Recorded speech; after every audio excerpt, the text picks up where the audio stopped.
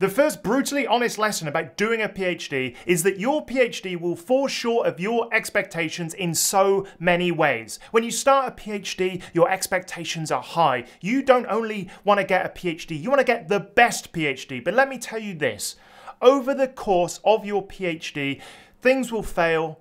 Your supervisors won't be there for you like they should be. The university is a big engine which you are only one cog in a huge machine, and just remember this, is that everyone when they start wants to get the best PhD. However, any PhD is worthwhile. You just need to get a PhD. You don't need to get the best PhD, remember that. So when things are falling away, when your expectations are up here and the reality is here or much lower, just remember that you only need to convince some crusty old people in a lab somewhere that you have produced novel, interesting results, and it is surprisingly much easier than you think. Produce hypotheses, test those hypotheses, write it up, make sure you communicate it efficiently, do that over and over again throughout those 3 to 4 years of your PhD and you will get there. But it's not sexy, it's not trendy, it just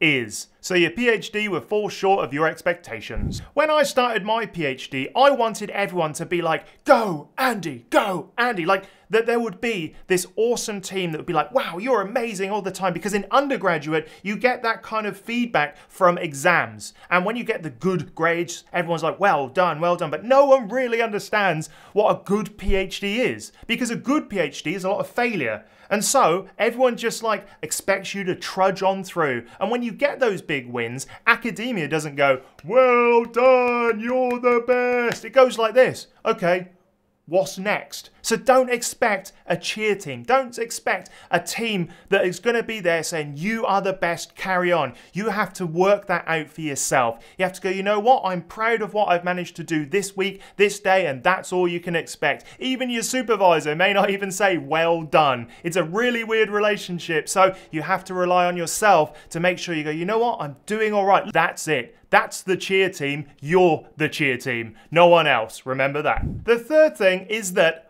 all academics at some point are assholes. They really, really are. Even the nicest academic that I've been supervised by has become an asshole throughout their career at some point. Even to me, you know, they're really nice in the lunchroom, and then when I ask them for something, they're like, well, no, this isn't the deal with your supervisor, you have to do blah, and I'm like, whoa, okay, what's going on? This is because academics are selfish and they act in their own self-interest a lot of the time. And here's the brutal truth, you're gonna have to do that at some point as well.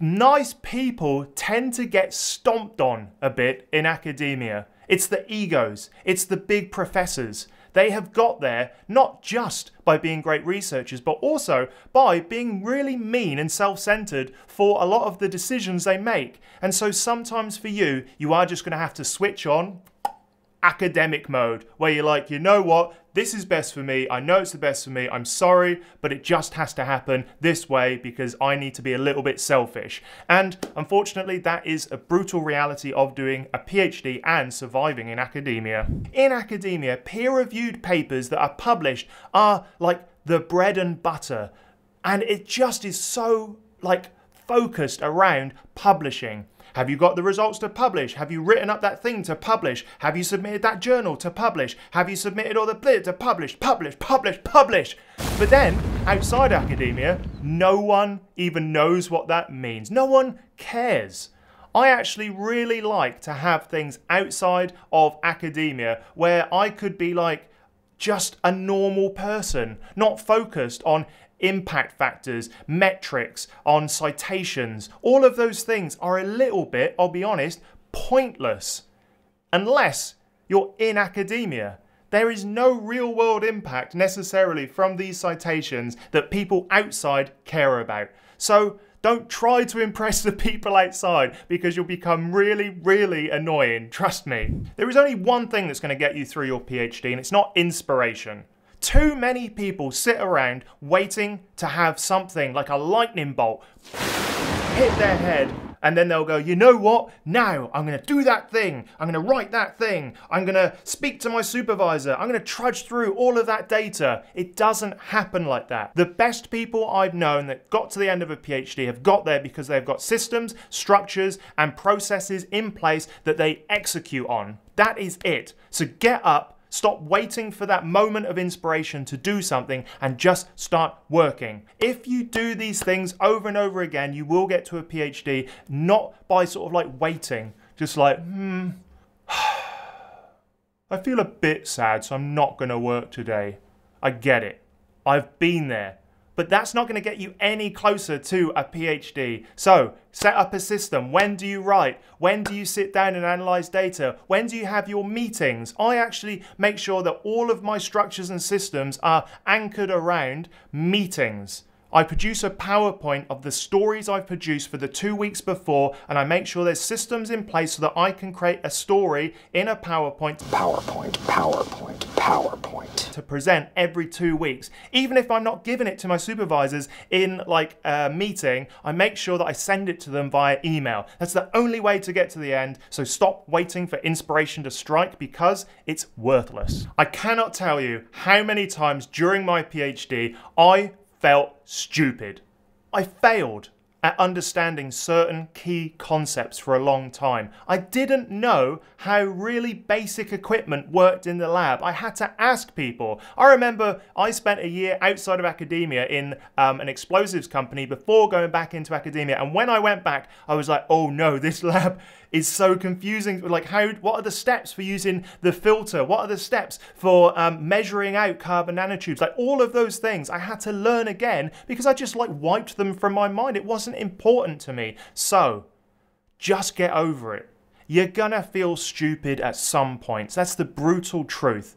You're gonna feel stupid in so many ways, but use it as a way to learn and grow. Do not put yourself in a little kind of like bubble of safety. Oh, I'm so safe. Please don't hurt me. You need to burst through, and everyone feels stupid. And the problem is that when a lot of people feel stupid, they act out. They get angry. They get frustrated. That's because they can't understand that underneath that, they're feeling scared and stupid. So accept that everyone goes through this, especially when you're learning something new and at the front of the field as you are in a PhD. So embrace the stupidity, ask questions, and move on, move forward, learn your way out of problems. Get over it. I think PhD students rely too much on their supervisor for pushing progress. I've spoken to a range of different PhD students, and they're like, oh, my PhD supervisor's not doing this. Oh, my PhD supervisor's not doing that. You are in the driver's seat. You need to grab onto that wheel and put your foot on the accelerator and go.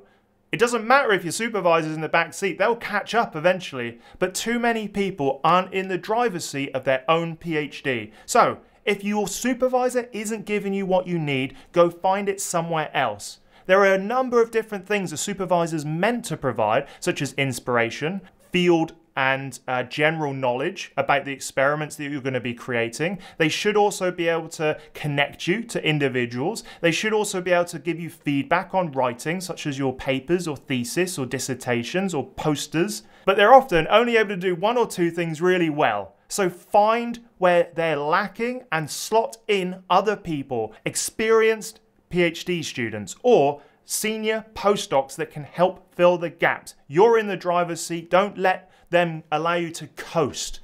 Put your foot on that gas because that's how you move forward quickly. This is one I really don't like to admit, but every so often you have to kiss ass.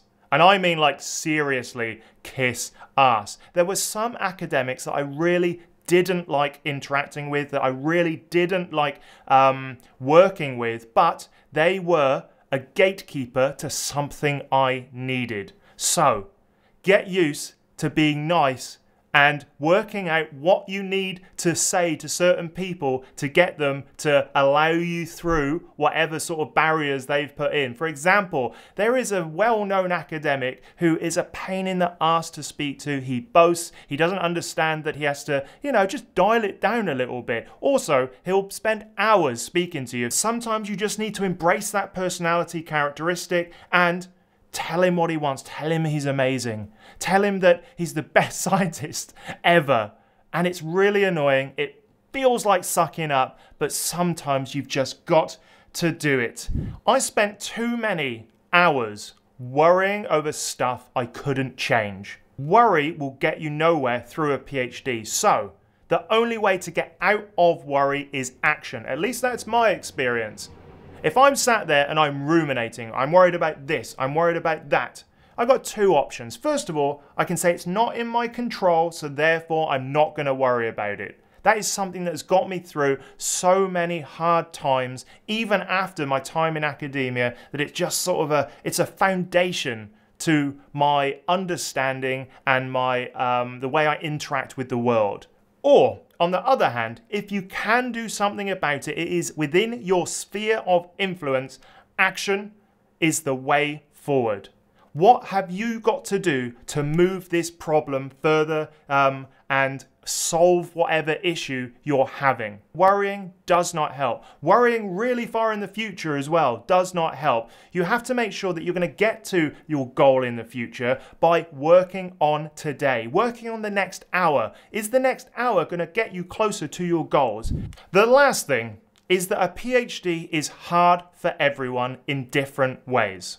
Sometimes you look across at your lab mate and their research is just going so incredibly well and you're like, oh, that is so annoying. Why is everything working for them?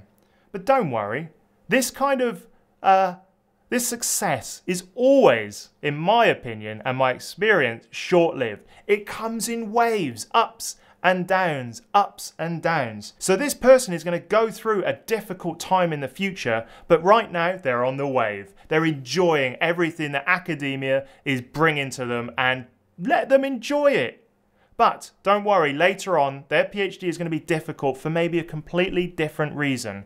Maybe your difficulty is your supervisor. Maybe they've got a great supervisor, but they can't access certain things, certain really important materials they need to move forward. So the message of this one is that a PhD is difficult for everyone in different ways. It's hard, but work through the valleys and trust me, work up across, why there's so many bloody metaphors in this video, I don't know, but work your way through the valleys, up the mountain, and then as you get to the mountain, you'll be able to glide down the other side, and that's what it is, up and down, up and down, up and down, until you graduate. So there we have it. There are the 10 brutally honest lessons that you get when you're doing a PhD. If you like this video, let me know in the comments what you think, but also go check out this one where I talk about the harsh truths for a happy PhD. It's a really great watch.